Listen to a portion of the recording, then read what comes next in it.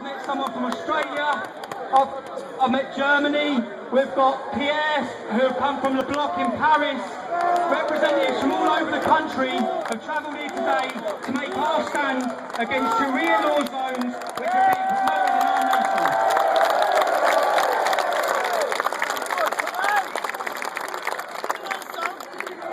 First of all, we start talking about why we stood here instead of a third of a mile in that direction.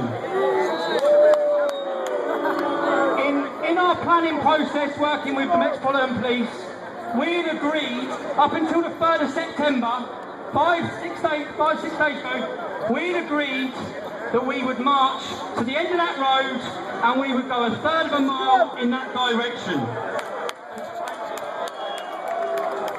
Now, the police then put conditions on our march. The £1 billion budget of that London borough. There's nobody filthier than them bastards!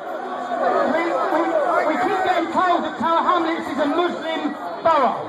It's a Muslim area.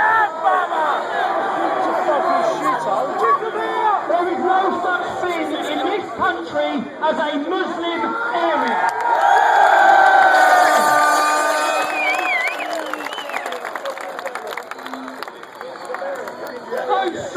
Our streets in our capital city. We are a Christian country which has a diverse population. It is not a Muslim area. David Cameron, he will not talk about Islam in this country. They'll talk about it in Syria. They'll talk about it in Syria.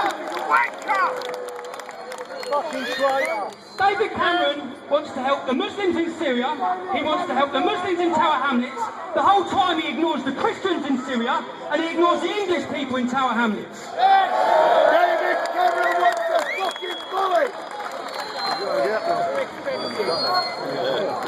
Our government, how many times can it be in history that the people of this country find themselves supporting what the Russian president is saying and the Syrian president is saying over our own political leaders?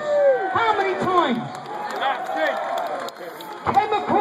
Chemical weapons. Who's saying that Assad is using chemical weapons? The people that want to bomb his country? The people who want to invade Syria? I don't want our British armed forces dying and suffering in Syria.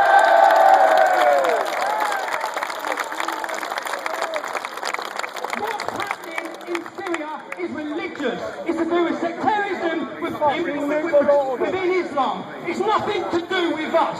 And what we're seeing, if anyone's seen that video this week where a van was pulled over, where the rebels that our government want to support pulled them out of their car and they asked them which sect of Islam they were. When they were a different sect, they assassinated them in the back of the head. Now if they're doing that to fellow Muslims, what do you think they're doing to the 10% of Christians that are living in Syria?